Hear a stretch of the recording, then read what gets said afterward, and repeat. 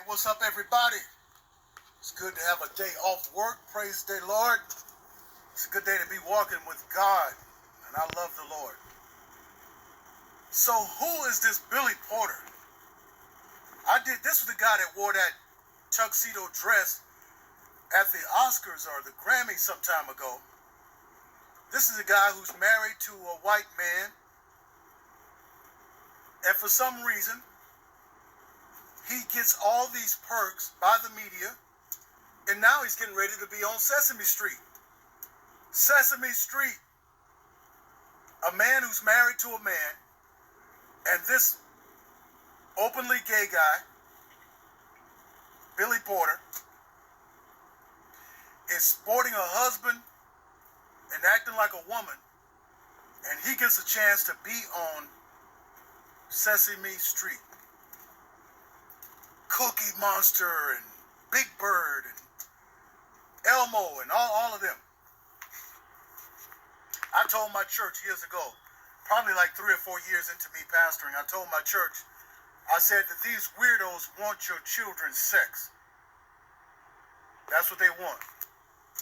They are pedophiles to the highest order.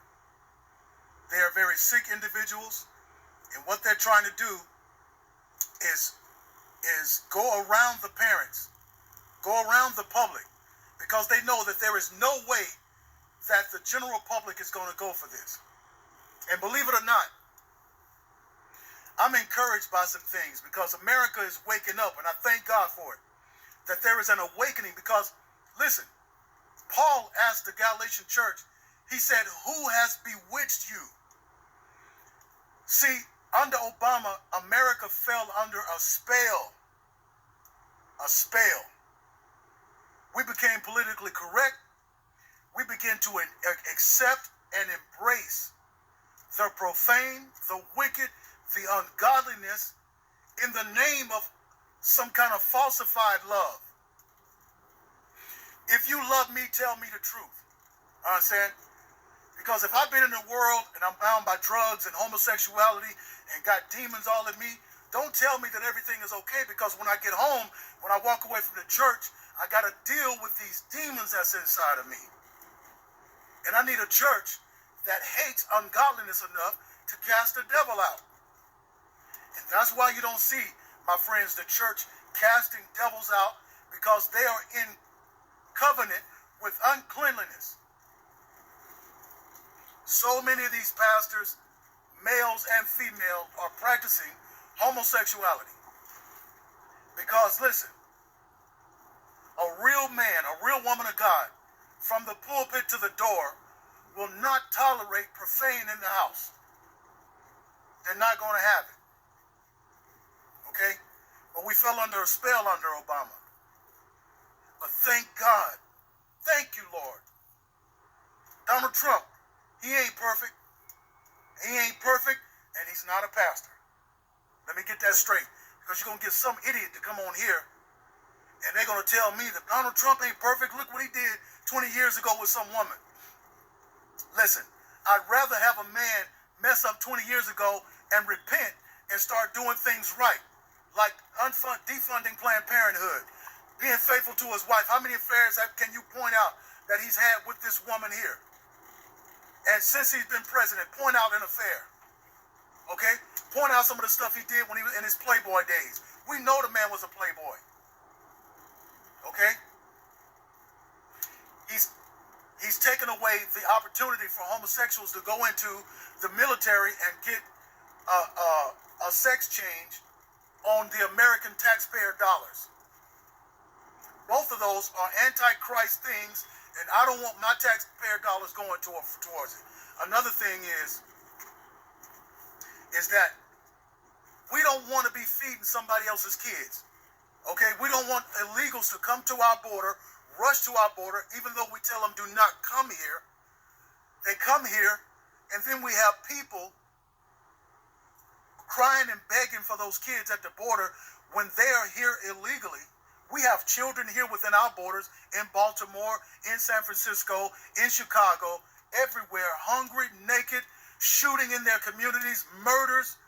You ain't crying for them, but you're crying for these kids at the border. Okay? Bible says that charity begins at home and then it's spread abroad. And listen to this. There's a Syrophoenician woman came to Jesus. Her daughter was filled with demons. And Jesus was passing through her region. He wasn't coming to stay. But the woman came and begged him and said, Master, my daughter is grievously vexed with a devil. Can you help her? Jesus told that woman, he says, I'm not only sent but to the lost children of Israel. And he says, I've got to first make sure my children are fed. Then the crumbs that fall from the table can feed the dogs.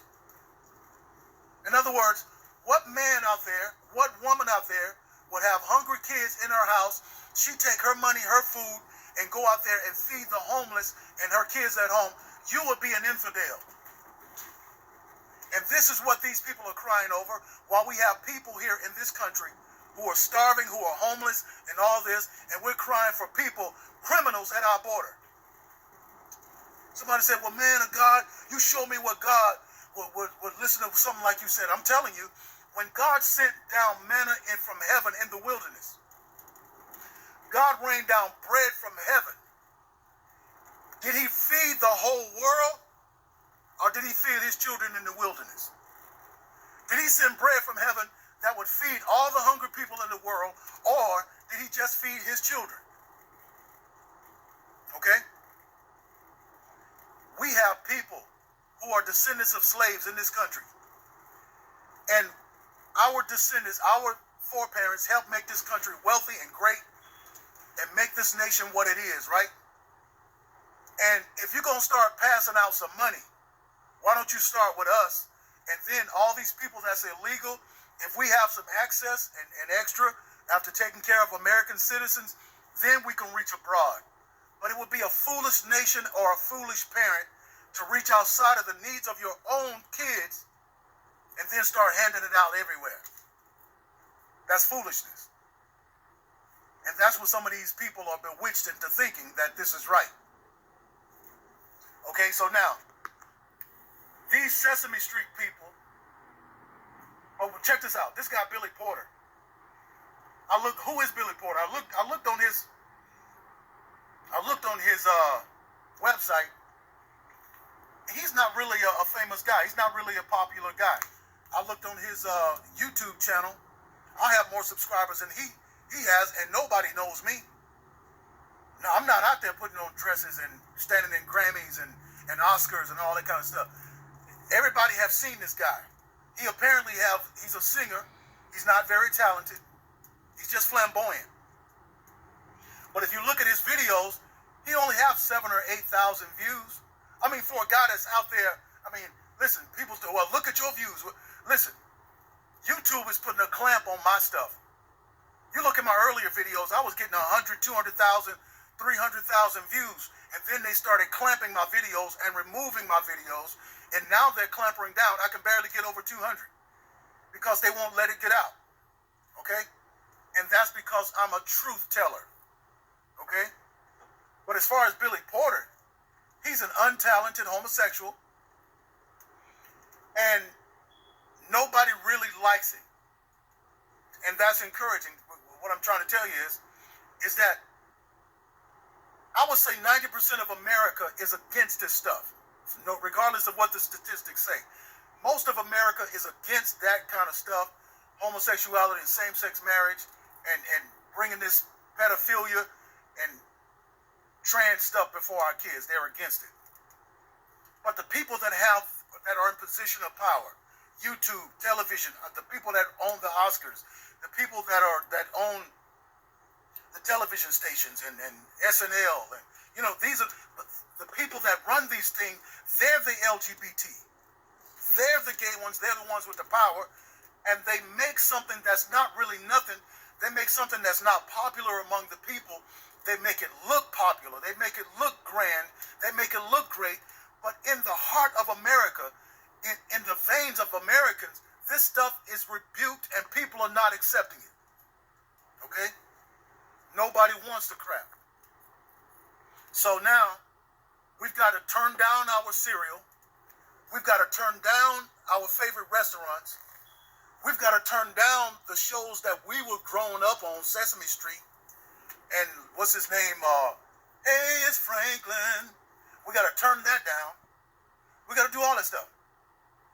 And I hate these homosexual men who come out here and parade around as if this is something to do.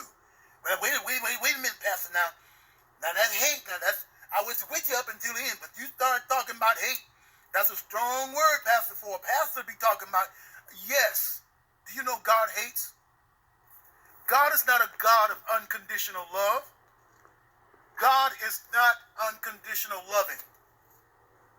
If he were unconditionally loving, there would be no judgment day and there would be no hell. Because unconditional love is just that. It means no matter what you do, no matter who you worship, no matter if you disobey me, there will never be any consequences. Okay? So that is not the character of God. God let us know that there's a judgment day. God let us know that there's going to be a heaven, that there is going to be a reward for those who obey him and walk in this world as he commands us. He's going to reward us. But those who do wickedly, the unconditional love that they think they're going to have is going to be cut off, and they're going to be cast into hell. That's not unconditional love. Okay? So now, yeah. But America, trust me, America's not receiving this stuff. And they can roll out Billy Porter and any, John Legend. Did y'all see him? Did y'all see John Legend? See, this is the problem with these liberal men. They will do anything for $1, and they're gay. Gay, gay, gay. Okay, they're talented, some of these guys. John Legend can sing. I don't like his style of singing, but he can sing. But John Legend is bisexual. Let me tell you one of the things that made me come over, it made me realize that I shouldn't be a Democrat. Because I looked around on the people on my side, on my team.